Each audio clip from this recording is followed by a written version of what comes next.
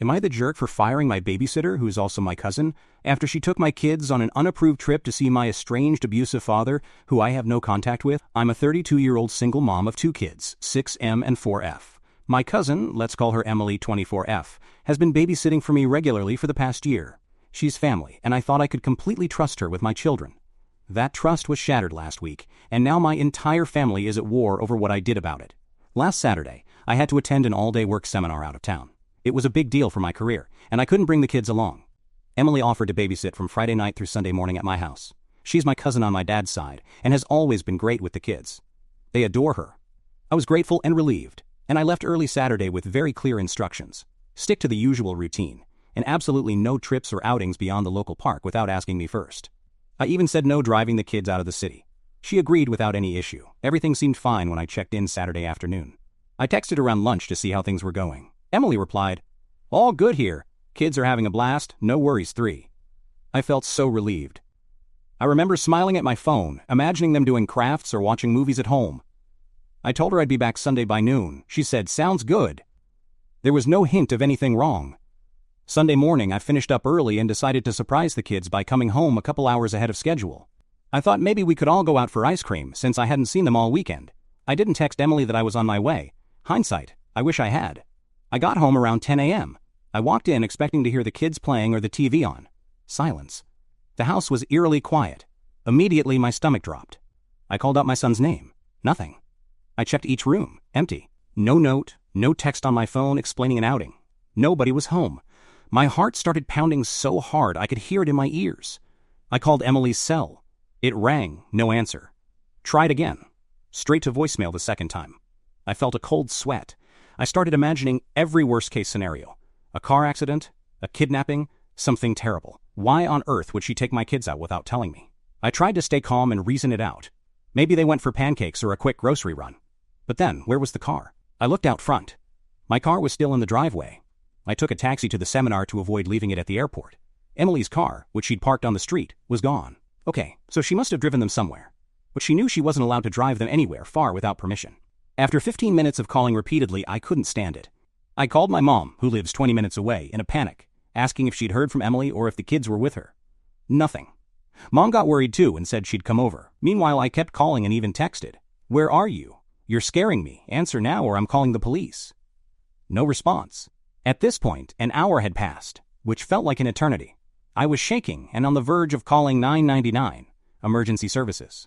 Just as I was about to, I got a text back from Emily, a long paragraph basically saying, "I'm so sorry, please don't be mad. I took the kids on a little day trip. We left early this morning and I didn't want to bother you. We're actually on our way back now. I thought we'd be home before you noticed. I'm really sorry." I felt equal parts relieved and furious.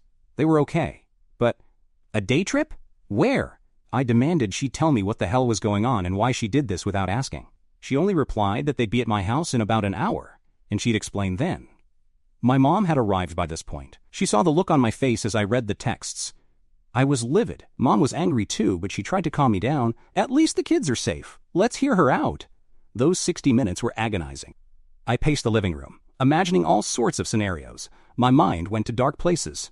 Did she take them to meet someone? Was she trying to show them off to a boyfriend? Did she just want a fun day out and figure I'd never know? Every possibility made me angrier. My 6-year-old son has mild asthma. What if she forgot his inhaler and he had an attack somewhere far from home? My 4-year-old daughter is shy and doesn't do well with long car rides. Was she scared? I had trusted Emily completely, and now I felt betrayed and powerless. Finally, a car pulled up. I practically flew out the door before they could even unbuckle. The kids were in the back seat, looking tired but excited, holding some new stuffed animals and toys. When my son saw me, his face lit up. "Mommy, we went to the zoo!" he shouted. "Zoo? What zoo?" "The nearest zoo is 2 hours away." Emily stepped out of the driver's seat, looking anxious. She immediately started apologizing. I'm so sorry. I should have asked, I know, And I exploded. I didn't yell in front of the kids right away, but I was shaking and my voice was cold. I said through clenched teeth, "Inside. Now." Mom took the kids inside to the kitchen for a snack, sensing that I needed to handle this. As soon as Emily and I were alone on the front porch, I laid into her. I wasn't screaming, but I was absolutely scathing. I said things like, "How could you betray my trust like this? You took them hours away. What if something happened? Do you have any idea how terrified I was?" She started to cry and kept saying, "I'm sorry, I'm sorry."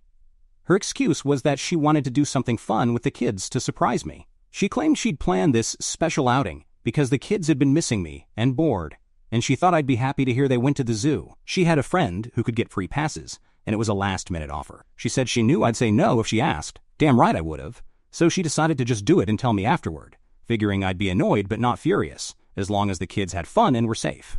I was beyond furious. I told her she had no right to make that decision. If the kids were missing me, she could have FaceTimed me, or taken them to the local park or a play date nearby. Not drive them out of the city to a zoo I've never been to, in a city 2 hours away, without car seats even, because I later found out she didn't properly secure my daughter's booster seat in her car, and she admitted she didn't bring my son's inhaler. Luckily, he didn't need it. At this point, my mom came back out, hearing the raised voices. She saw Emily crying, and me livid. She tried to mediate, asking calmly, "Emily, why didn't you call us? We were worried sick." Emily just kept saying she was sorry, and that the kids had a great time, and she didn't mean to scare me. She looked genuinely remorseful, but also like she was expecting me to just forgive her because everything turned out fine. What's the big deal? Look, seeing her crying, part of me wavered. I never saw myself as someone who'd make my little cousin cry. We're family. But then I remembered the sheer panic I felt, and I hardened again.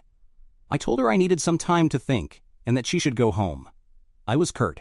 I said something like, "Just go, Emily. I can't even look at you right now. We'll talk later." She tried to hug me or say bye to the kids, but I just ushered her off. I know, cold, but I was just done.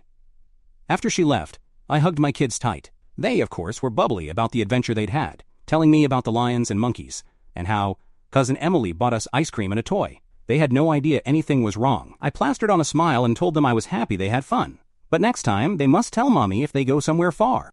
My 6-year-old looked a bit guilty and said, "She said it was a secret surprise for you." That just made me clench my jaw all over again. She told my kids to keep it a secret from me? I didn't let the kids see any more of my anger. I waited until they were playing in their rooms and then just collapsed on the couch, adrenaline crashing, as I told my mom everything in a hushed voice. Mom was upset too. She agreed that what Emily did was absolutely not okay, but she also gently suggested that maybe Emily genuinely didn't grasp how serious it was. "She's young," Mom said. "She probably thought it would be fine. At least everyone's safe." I could tell Mom felt bad for her sister's daughter. Emily is my aunt's child, but she also 100% understood why I was livid. I eventually texted Emily in the evening when I was calmer, basically saying, "I need a few days. What you did was unacceptable. I was terrified. We'll talk later." She replied with another apology and said she understood. Over the next couple of days, I thought a lot. I talked to a few close friends and I kept getting the same response. That's a huge breach of trust. What if it had been worse? You're not overreacting. It solidified what I already felt. I could no longer trust Emily with my children. If she thought this was okay, what else might she do behind my back, for their fun, or to surprise me? So I made one of the hardest phone calls of my life. I called my cousin and essentially fired her from babysitting. I was as gentle as I could be, but firm. I said something like, "Look, I love you, but what you did was a serious betrayal. I have to be able to trust the person watching my kids. I'm sorry, but I can't have you babysit them anymore." Emily did not take it well. She started sobbing on the phone, begging me not to do this. She kept saying, "I swear I'll never do anything like that again. Please, I need this job, and I don't want to lose you guys." I was paying her for babysitting, which she relies on for extra income while in school. It was gut-wrenching. She's my cousin, practically helped raise my kids this past year. Hearing her cry, I had to hold back tears myself, but I stayed resolute. I told her I was sorry, but my decision was final. Then came the family backlash. Oh boy. Word travels fast in our family. I'm sure Emily told her mom, my aunt, right away, who then told my other relatives. Within a day, I was getting calls and texts. It started with my aunt. She left me an angry voicemail basically saying, "How could you do this to Emily? She made a mistake. You're going to ruin her reputation and finances over one lapse in judgment. We're family, we're supposed to help each other, not punish each other." That one stung, especially the implication that I'm somehow betraying family by not helping Emily after what she did. Then my own dad called out of nowhere. For context, my dad and I have a strained relationship. He's my cousin's uncle, obviously, since Emily's mom is his sister, small-town family drama. He usually doesn't get involved in my life or the kids, but apparently my aunt had fired him up. He said I was overreacting and that I needed to reconsider and forgive. This from a man who barely ever calls to ask about his grandkids. I told him flatly this was none of his business, which just started an argument about how family business is everyone's business in this family. I hung up on him when he started ranting that I was always too high-strung. My mom and a couple of my siblings, on the other hand, are on my side. They say they'd have done the same thing, and that while it's sad it came to this, it's Emily's own fault for violating my trust. However, the family is now pretty much split. Some think I'm an ungrateful, cruel person for firing my own cousin after she did something nice for my kids. Nice? Making me think my kids were missing or dead for a morning is nice? Others completely understand that what she did was basically kidnapping, or at least could be seen that way legally, and I have every right to feel as I do. I've tried explaining to those who will listen. It's not about me being ungrateful for a fun trip. It's about consent and safety. I did not consent to my kids being taken out of the city. I couldn't reach them. I didn't know where they were. Anything could have happened, and I'd have been 2 hours away, completely unaware. How can I ever leave my kids with someone who thinks that's okay? Emily has texted me a few times since I told her she's off babysitting duty. At first more apologies and begging, then it shifted to defensive. She said something like, "I said I'm sorry a million times, the kids loved it, and I kept them safe. I don't know why you're hell-bent on punishing me forever." That felt manipulative, like she was trying to guilt me for protecting my kids. I haven't responded to the more recent messages because I honestly don't know what to say. I'm still so angry, and if I engage while I feel like this, I might say something I'll regret. Now part of me is second-guessing. This is someone I care about. I effectively fired my own family member. I know she's not entitled to the job just because she's family, but the emotional part of me is a wreck over this. My kids keep asking when Cousin Emily is coming to play again. I've just been saying she's busy with school for now. They don't know about the drama, obviously, and I don't want them to feel like they're the cause of someone they love getting in trouble. I have to see Emily in a week at a small family birthday party for my grandpa, assuming we all still go. It's going to be incredibly awkward and tense. Half of me wants to skip it to avoid the conflict. The other half is stubborn and refuses to be guilted out of my own family gathering when I didn't do anything wrong. I'm posting this here because I genuinely want to know. Am I the asshole for firing my cousin as a babysitter after she took my kids on an unapproved trip? Some families say I'm overreacting and being too harsh on her since the kids were ultimately fine. They say yes, she messed up, but she apologized and nothing bad happened. Others say I was right to cut her off because who knows what boundary she might cross next time. I feel guilty and sad, but also still really angry and shaken by the whole thing. I lie awake at night replaying the moment I walked into an empty house. I keep seeing the kids' empty beds and it makes my chest hurt. Maybe I am too high-strung, like my dad said. Maybe my anxiety is making this a bigger deal than it is. Emily is young, and we all make stupid mistakes in our early 20s. Did I just ruin her life over a day at the zoo? I don't know. I honestly don't. I could use some outside perspective. Please be honest. If I'm being the asshole, I need to know. If you were in my shoes, what would you do? Right now, this is tearing my family apart and I'm at a loss. To be clear, the kids are fine, home safe. I haven't cut off contact between Emily and the kids entirely, but I have refused her babysitting them or taking them anywhere alone. Supervised visits like at family events are okay. I just don't trust her alone with them now. Some families still think that's too harsh. I'm just so emotionally exhausted. I hate that this is happening. I hate that a person I considered as close as a sister betrayed me in such a way. And I hate that the situation has gotten so bad I'm questioning myself this much. So AITA? Update 1. Update posted 1 week after the original. First, I want to thank everyone who shared their thoughts. The response blew up way more than I expected. I got a lot of supportive comments that helped me feel less crazy, and some helpful criticism too. I read as much as I could. The general consensus was that I'm NTA, not the asshole, for prioritizing my kids' safety, though a few people suggested maybe giving Emily a second chance if she earns it. I wasn't sure about that, but it did make me think about possible paths to reconciliation, before the new developments that is. Buckle up, because things have escalated in ways I did not see coming. I wish I could say the past week brought clarity and peace. Instead, it brought more drama and a gut-wrenching discovery. I did end up going to my grandpa's small birthday gathering a few days after my post, mostly for my grandpa's sake. He's 85, and I didn't want to disappoint him. I knew Emily and her parents would be there, and I braced myself. I had my mom and one of my brothers with me for support, and of course I brought my kids. The tension at the party was thick enough to cut with a knife. We were at my aunt's house, Emily's mom. When I arrived, my aunt barely greeted me, just a stiff nod. Emily was in the living room, and when my kids saw her, they squealed and ran to hug her. Emily looked like she'd been crying. Her eyes were red, but she hugged the kids and put on a smile for them. I forced myself to say a polite hello to her. She just said, "Hi," back, quietly. It was awkward as hell. For the first hour, we all kind of avoided each other. I stuck with my mom and grandpa, and tried to enjoy watching the kids play. But the atmosphere was weird. My aunt, Emily's mom, was shooting me angry looks whenever the kids would call Emily to come play with them. I overheard her at one point whispering to another relative, "Ridiculous that I have to supervise my own daughter with her cousins like she's a criminal," in a very bitter tone. I pretended not to hear it. Despite the awkwardness, I thought maybe we'd get through the party without a confrontation. Nope. After cake, things blew up.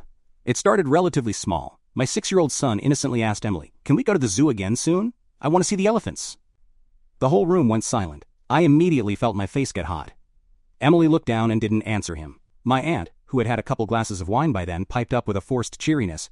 "We'll see, sweetie. Maybe Mommy will take you if you ask nicely." I bit my tongue, but I was internally fuming that she even floated the idea. I gently said to my son, "We'll talk about it later, okay?" He seemed a little confused but dropped it and went off to play again. After the kids left the table, my aunt decided to confront me in front of everyone. She said, in a low, angry voice, "So are you proud of yourself?" I was like, "Excuse me?" She said, "You've made it so my daughter can't be trusted to take her own little cousins to the zoo without an act of parliament." Yes, she really said that, I replied as calmly as I could. I have to be able to trust the babysitter to follow my rules. She didn't. End of story. I was trying not to make a scene, but my voice was shaking. The other relatives were looking uncomfortable, trying to pretend they weren't listening. My aunt snapped back. "End of story? You've punished Emily enough. She's been depressed all week because of this. She loves those kids. You're treating her like a kidnapper when all she did was take them on a fun outing. Do you realize how badly you've overreacted?" I took a deep breath and said, "I have a right to decide who watches my children. She didn't just take them on an outing. She disappeared with them and didn't answer her phone. I was about to call the police." At the mention of police, my aunt lost it a bit. She said, "Police? God, you're unbelievable. We're family." Family doesn't call police on each other. You're talking about ruining her life. She already feels like she's lost you and the kids. What more do you want from her? Blood? I was getting angry now too. I said, "I don't want anything from her. I just want peace of mind about my kids." She gave me a heart attack, and yes, family or not, I would have involved the police if it went on any longer. That's how serious this was. At this point, Emily came over, tears in her eyes, begging her mom to stop. She said, "Mom, please. I messed up. I don't want this to keep going." It was heartbreaking. She was crying, and I felt my resolve waver a little, seeing her so upset in front of everyone. I started to mumble that maybe we should take this to another room, but my aunt was on a roll. And then came the bombshell. My aunt, clearly in a mix of anger and alcohol-fueled boldness, said something that left me absolutely stunned. She yelled, "You know why she did it, don't you? She was doing your father a favor." I must have looked blank for a second. "My father?" she continued, almost spitting her words at me. "Yes, your father. He's dying to see those kids, and since you won't let him, Emily took it upon herself to give him a chance. She took them to see their grandfather. The zoo was just an excuse. Time seemed to slow down as her words sank in. I felt like the floor opened up beneath me. My father. My estranged father, who I cut out of my life 3 years ago and have explicitly forbidden from seeing my kids. That father? The one person I might trust, even less than I trusted Emily after this stunt. I turned to Emily, who was now sobbing openly. She cried, "I'm sorry." Grandpa begged me. He misses them. He said he just wanted to see them just once. I thought it would be okay. My mind was in chaos. I was simultaneously furious, shocked, and oddly not surprised. In hindsight, all the dots connected. My dad lives near that zoo. My cousin is very close with him. I knew that. I just never, ever imagined she would go behind my back like this. I had asked her point blank before if my father ever tried to get info about me or the kids from her, and she always said no, of course not. I naively believed her. I could barely form a response. I was literally shaking. I managed to say, "You took my children to see him?" Apparently my face scared Emily because she was just crying, "I'm sorry," over and over. My aunt jumped in defensively. "Oh, get off your high horse. He's their grandfather. He has a right to know them." For context, the reason I'm no contact with my father is complicated, but let's just say he was emotionally abusive to me for years, and he did some things that made me feel my kids would not be safe or healthy around him. He's extremely manipulative, always the victim in every story. 3 years ago, I finally cut ties after a blow-up fight where he called me a horrible daughter and other vile things I won't repeat here. Since then, I've refused to let him see my kids, and I've been very clear about that boundary to my whole family. Some, like my aunt and Emily, disagreed with my decision, but I didn't care. My kids, my rules. Now, finding out my own cousin not only defied my rule about a trip, but used that trip to violate an even bigger boundary by meeting up with my father. I have no words. It's a betrayal on another level. I completely broke down. I remember my voice cracked as I said, "How could you? You knew what he did to me. You knew, and you still. How could you lie to my face and take them to him?" I was crying by then, which I hate doing in public, especially in front of my father's side of the family who always think I'm too dramatic. But I couldn't hold it in. Emily was also crying, saying she thought she was helping heal the rift, that my father just wanted to give the kids some presents and see them laugh, that he looked so lonely and sad, and it broke her heart. She actually said, "He's not as bad as you think. He's changed." That made me nearly laugh in disbelief. My aunt chimed in with, He wouldn't have to go behind your back if you weren't so spiteful and kept the kids from him. At that, my mom, who until now was trying to calm me quietly, went off on my aunt. For the first time, my normally composed mother raised her voice and said, "Spiteful? You have no idea the hell that man put us through. How dare you undermine my daughter's decisions about her own children?" It was like unleashing decades of pent-up anger. My mom basically reamed out my aunt, saying she should be ashamed for encouraging Emily to sneak behind my back. My aunt shouted back that my mom was exaggerating the past, and that I needed to let it go for the sake of family. It devolved into a full-blown shouting match between them, while Emily and I were both just crying. Other relatives stepped in to separate my mom and aunt before it got even more out of hand. Someone took my kids to another room. They thankfully didn't see the worst of this. I think they just heard raised voices and a cousin distracted them with a game. I was done. So done. I grabbed my purse and just said, "We're leaving. Now." My brother went to gather my kids immediately. My aunt yelled as I was walking out, "Fine, run away like you always do. You can't erase family, my name." She actually screamed my name and that I can't erase family, whatever that means. I didn't even look back. My mom and brother followed me out. Emily didn't say anything else except a meek, tearful, "I really am sorry" as I walked away. I didn't respond. I couldn't. On the drive home, I was shaking and sobbing. My mom was also teary-eyed and kept saying, "I'm so sorry, honey. I had no idea they would do that." My brother was furious, offering to go back and yell at them more, which I told him not to.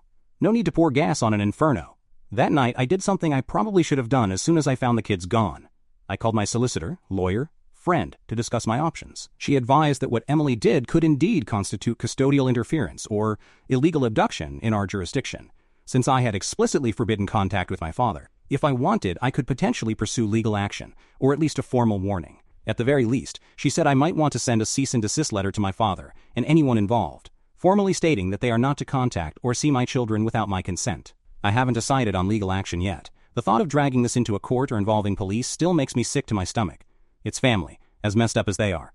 But I am considering a restraining order against my father now for my kids, if he tries to push any further contact. The betrayal by Emily and my aunt has just proven that I can't be too careful. Emily has been blowing up my phone with texts, but I haven't replied. She sent a long one yesterday essentially saying she never meant to hurt me, she truly believed she was helping, and that if I just talked to my father again, maybe we could reconcile. She said he's been devastated not to see the kids, and that he cried when he held them. Apparently he met them at a park near the zoo, spent a couple hours with them, gave them those stuffed animals and toys I saw, and then left. She swears he was kind and sweet to them, and that the kids had a great time with Grandpa. Reading that made my blood boil again. Of course he was sweet to them. Abusers can turn on the charm when they want. I told her years ago that I didn't want him near my kids, precisely because I knew he'd try to win them, and by extension me, over with gifts and pretend niceness. Then when something didn't go his way, the mask would drop. I've seen it too many times. I haven't responded to Emily's message. I can't even begin to address her misguided belief that she was helping. My trust in her is utterly broken on multiple levels now. She wasn't just a careless babysitter. She intentionally deceived me to break a very serious family boundary. I don't know if I can ever forgive that. As for my father, he has tried to email me since the party. He doesn't have my phone number anymore. The email was predictably self-justifying. A lot of, "I only wanted to see my grandkids, I've already lost so much time with them," and "You can't blame a grandfather for loving his grandbabies," and a line that made me throw my phone. "I'm sorry you feel I hurt you, but it's time to move on and let me be a part of their lives." The classic non-apology and gaslighting of my experiences. I haven't replied, and I don't intend to. Right now, I am leaning towards cutting off contact with Emily and that entire side of the family, except maybe my grandpa, who is blameless in this. It breaks my heart because up until now I was very close with Emily, and even my aunt, despite our disagreement over my dad. But what they did feels unforgivable. Still, I haven't made any official moves. I'm emotionally wrecked and need time to think. One thing is certain. Emily will never, ever be with my children unsupervised again. That bridge isn't just burned, it's ashes. I'll likely have to explain something to my kids eventually, especially my son, who is old enough to remember and ask about Grandpa. For now, I've just told them Grandpa lives far away and we won't see him for a long time. They haven't pressed much, thankfully. I don't know what the future holds. This has become an absolute nightmare. I originally asked if I was the asshole, but now the question feels almost trivial compared to the maelstrom of family drama that's been unleashed. If anything, I feel like maybe I wasn't harsh enough soon enough. I should have dug deeper when I first felt something was off about that trip. Maybe I could have confronted this without a public blow-up at a birthday party. I don't know. At the end of the day, I have to protect my kids, even if that means being the bad guy in the eyes of some relatives. I'm sad it's come to this, but my resolve is stronger than ever to keep my father out of my life and my children's lives. And anyone who betrays my trust regarding my kids is not someone I can have around them, family or not. This update is already long. but I wanted to let those who cared know what happened. It's uglier than I thought, and unfortunately there's no happy resolution here, at least not yet. I'm hurt and angry, but I'm done playing nice to keep the peace. They showed their true colors, and I won't forget it. Thank you again to everyone who validated my feelings and concerns. It gave me the backbone to stand firm when my family was trying to break me. I'll update again if anything major happens, but I honestly hope this might be the end of it for a while. I need a break from the drama. Update 2. Update posted 1 month after the second update. I wish I could say things calmed down. They haven't. I've stayed true to my word and cut contact with Emily, my aunt, and that entire side of the family for the past month. Unfortunately, it hasn't stopped them from trying to contact me, and it definitely hasn't stopped the drama. A few days after my last update, I had a letter delivered to my house. It was from a solicitor representing my father. My heart pounded as I read it. It was a formal request for grandparent visitation. In short, my father is seeking legal visitation rights to my children, citing that he's been unfairly prevented from having a relationship with them. I was furious and sick to my stomach all at once. It's not an actual lawsuit yet, more like a warning shot. Depending on local laws, grandparents don't have strong rights here unless they can prove a substantial prior relationship with the kids, which she can't since he's hardly seen them, by my design. But the fact that he's even attempting this is horrifying to me. I immediately contacted my own lawyer. She advised me to document everything, and to respond formally denying his requests. She also suggested that I consider filing a restraining order, given the lengths he's going to. So that's in progress. I've started gathering evidence of why contact with him would be harmful. Old records of his abuse towards me, witness statements from my mom, etc., and of course the incident of him conspiring with Emily. It's a nightmare I never wanted to deal with. Part of me cannot believe my own father is trying to use the courts to force me to let him see my kids, especially after orchestrating that secret meeting. But another part of me is not surprised. This is exactly the kind of manipulative, scorched earth tactic he'd use. If he can't bully me emotionally, he'll try to bulldoze my boundaries legally. As for Emily, she's been radio silent toward me since I stopped responding to her apologies. But I found out through a cousin on my mom's side that Emily and her mom have been spreading a wildly distorted version of events on social media and within the family. Apparently, according to their story, I have been poisoned against my poor father by my mom, and I cruelly cut him off, breaking his heart. Emily is painted as the selfless angel, who just wanted to reunite a loving grandfather with his grandkids. And I, the ungrateful witch, falsely accused her of putting the kids in danger and overreacted. They even claimed I assaulted them at the birthday party. Absolute BS, unless you count me walking out while crying as assault. They're basically playing the victims. I shouldn't care what lies they spread, but it's infuriating. Most of my mom's side knows the truth and support me. But my dad's side, which is a big family in our hometown, now view me as some sort of villain. I've gotten a few nasty Facebook messages, which I didn't reply to and just blocked, calling me things like a heartless daughter, and even a brainwashed puppet. It's unreal. I've stayed completely quiet publicly because my lawyer advised me not to engage in any online back and forth. Better to keep records of what they say in case it's useful in court. The toll this has taken on me mentally and emotionally is immense. I'm not sleeping well. I jump at shadows. I've had to inform my kids' school and daycare that my father is not allowed to pick them up under any circumstances. And I provided photos of him to the staff. That felt awful, like I was dealing with a stranger danger situation, except the stranger is my father. But I'm not taking any chances. The school was understanding. They know a bit of the situation now. My kids know something is up. I haven't told them about the legal stuff, but they've overheard me talking in hushed tones to my mom or lawyer. My son, perceptive little guy, asked me, "Mom, are we in trouble?" I told him of course not, and that it's just grown-up stuff. He then asked, "Is it about Grandpa? Grandpa sent me a dinosaur, can I say thank you?" Because yes, my father had the nerve to send packages of gifts to my kids to my house for their recent birthdays. I quietly put them away in a closet, unsure what to do. He sent a big plush dinosaur to my son, and a doll to my daughter, with a card from Grandpa in each. We hadn't seen him to give those, so clearly he mailed them after I cut contact with Emily. It's so manipulative, trying to win the kid's affection remotely. I gently told my son that he doesn't need to worry about thanking Grandpa right now, and that I got the message to him. My son accepted it, but I could tell he was puzzled. I later screamed into a pillow out of my kid's earshot. The court date, if it gets that far, for the visitation petition is still a ways off, and it might even get thrown out before then. My lawyer is optimistic that my father has no legal standing, especially given his history, which we will absolutely bring up if needed. But just the idea of seeing him in court, of having to defend my choices as a mother, makes me nauseous and shaky. A small but not insignificant thing. I discovered that the stuffed animals and toys my kids got from that zoo trip, the ones my father gave them, each had a tiny voice recorder inside, little mini recorders that play a message when you squeeze the toy. I hadn't noticed it at first. It was my daughter who brought me her teddy and said, "Listen, Mommy, the teddy talks." I listened, and my blood ran cold. It was my father's voice, softly saying, Grandpa loves you. Grandpa will always love you.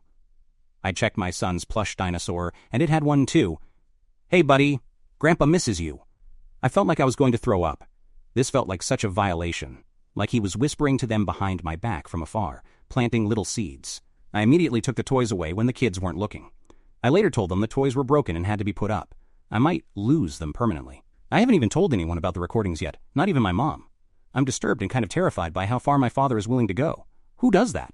It's like he's trying to brainwash them, or at least ensure they don't forget him. Right now, I'm existing in a state of constant anxiety. Every time my phone rings, I jump. I had to get a video doorbell because I'm afraid someone, my father or one of his flying monkeys from that side of the family, will show up. My kids are the only thing keeping me grounded. Their daily routines, their laughter. It reminds me why I'm fighting so hard. I refuse to let history repeat itself. I will protect them from him, whatever it takes. I'm not sure if there will be a satisfying conclusion to all this. I always imagined family as people who love and support you. But mine, well, parts of mine are doing their best to tear me down. I'm heartbroken, angry, and honestly just exhausted. This will probably be my last update, because I don't have the emotional bandwidth to keep recounting this. The next steps are likely lawyers and possibly court, and that's a private hell I need to endure quietly.